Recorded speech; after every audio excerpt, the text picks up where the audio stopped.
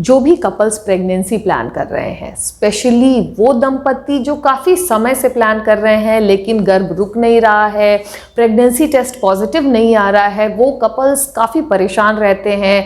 बहुत सारे सवाल उनके मन में रहते हैं, जैसे छोटी छोटी प्रॉब्लम्स की किस पोजीशन में संबंध बनाए जिससे कि प्रेगनेंसी रुके, संबंध बनाने के बाद कितनी देर तक बेड पे लेटे रहें जिससे कि जो वीर्य है वो बच्चेदानी में अंडे के पास पहुंच सके, जस्ट सेक्स के बाद यूरिन पास करें कि ना करें। ऐसे बहुत सारे छोटे छोटे बेसिक क्वेश्चंस होते हैं कपल के मन में जो कि वो किसी के साथ जल्दी शेयर नहीं करते हैं और प्रॉब्लम से जूझते रहते हैं। तो फ्रेंड्स, आज के वीडियो में हम इन्हीं छोटी छोटी पहलुओं पे बात करने वाले हैं।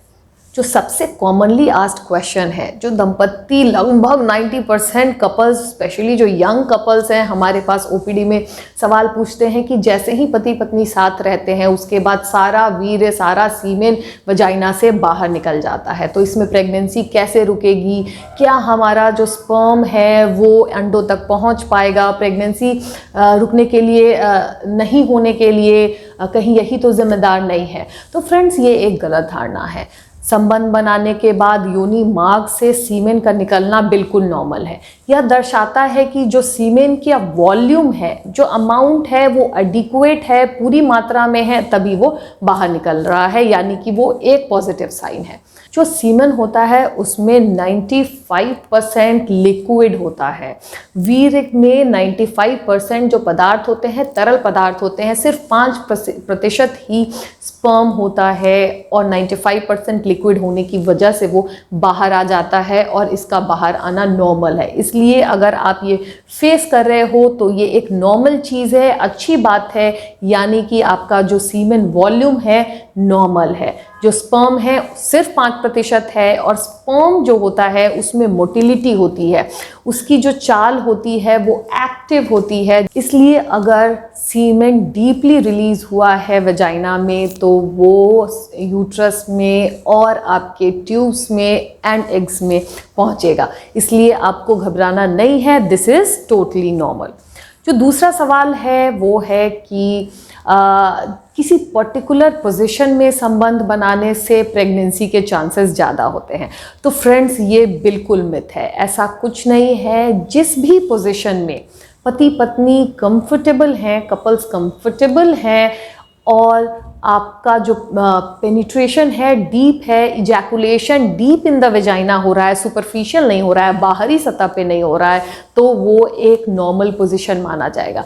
यानी आपको अनकंफर्टेबल पोजीशंस में जो कि आपके फ्रेंड्स एडवाइस करते हैं या फिर आप गूगल पे चेक करते हो, उन अनकंफर्टेबल पोजीशंस को अपनाने की ज़रूरत नहीं है। वो पोजीशन जिसमें आप कंफर्टेबल है और semen deep in the vagina release हो रहा है वो काफ़ी होता है प्रेगनेंसी रुकने के लिए। और एक बहुत ही महत्वपूर्ण सवाल, सेक्स के बाद, संबंध बनाने के बाद कितने देर तक बेड पे लेटे रहें। फ्रेंड्स, प्रेगनेंसी रुकने के लिए हमें क्या चाहिए? जो सीमेन रिलीज हुआ है आपके वजाइना में उसे गर्भाशय की ग्रीवा, सर्विक्स को क्रॉस करते हुए, गर्भाशय को क्रॉस करते हुए फैलोपियन ट्यूब्स में पहुंचना पड़ता है, जहां की जो अंडे गर्भाशय से रिलीज हुए होते हैं वो आपका इंतज़ार कर रहे होते हैं स्पर्म का। इस पूरे ट्रेवलिंग में योनि मार्ग से ट्यूब्स में अंडों तक पहुंचने के लिए एक स्पर्म को 15 से 18 सेंटीमीटर के डिस्टेंस को ट्रेवल करना पड़ता है और इस दूरी को तय करने के लिए लगभग 30 मिनट से 45 मिनट का समय लगता है। दो जो स्पर्म है उसके पास टेल्स होती हैं जिससे कि उनके पास एनर्जी होती है, वो हम एंटी ग्रेविटी यूट्रस के अंदर ट्रेवल करते हुए ट्यूब्स में पहुंच सकती है। बट एक अच्छी एडवाइस है कि आप 15 से 20 मिनट, आधे घंटे तक अगर सेक्स के बाद बेड पे लेटे रहोगे तो स्पर्म को बेटर चांसेस मिलते हैं आपके अंडाशय तक पहुंचने के। तो यस, अगर आप संबंध बनाते हैं उसके आधे घंटे तक अगर बेड पे लेटे रहेंगे तो अच्छा है, बट मैंडेटरी नहीं है फ्रेंड्स। जैसे कि मैंने बताया कि स्पर्म के पास काफ़ी एनर्जी होती है जिससे कि उसे नीचे योनि मार्ग से ट्यूब्स तक पहुंचने के लिए आपके बेड पे लेटे रहने की ज़रूरत नहीं है। एंटी ग्रेविटी वो ट्रेवल करके आराम से अंडों तक पहुंच सकते हैं।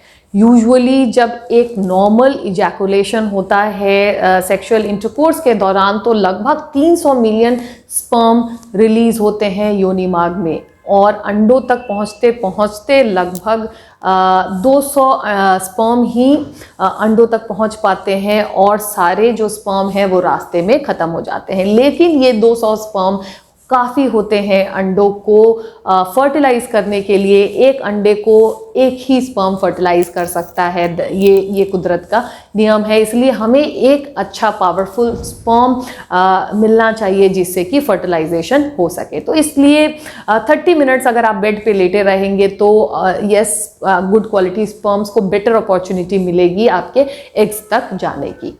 जो एक बहुत इम्पॉर्टेंट सवाल है कि सेक्स के तुरंत बाद यूरिन पास कर लेते हैं तो क्या प्रेगनेंसी रुकेगी, कि इससे इनफर्टिलिटी तो नहीं होगी? तो फ्रेंड्स, ऐसा कुछ नहीं है। हमें समझने की ज़रूरत है कि जो पेशाब का रास्ता है और जो योनि मार्ग है वो दो अलग अलग रास्ते हैं जो कि एक दूसरे से अलग हैं। तो जब आप यूरिन पास करते हैं तो उसका प्रेशर बहुत ज़्यादा आपके योनि मार्ग पे नहीं पड़ता है, और ये आपके जो सीमेन रिलीज़ हुआ है, स्पेशली जो स्पर्म रिलीज़ हुआ है, उसको इफ़ेक्ट नहीं करता है। इसलिए इनफैक्ट यूरिन पास करना जस्ट सेक्स के बाद आपको यूरिनरी ट्रैक्ट इन्फेक्शन से बचाता है, और ये एक गुड हैबिट है। तो जब भी साथ रहें पति पत्नी, 30 मिनट्स तक बेड पर लेटे रहें, और उसके बाद तुरंत यूरिन पास करने से आपको सेक्सुअली ट्रांसमिटेड डिजीज़ और यूरिनरी ट्रैक्ट इन्फेक्शन से आपको बचाता है।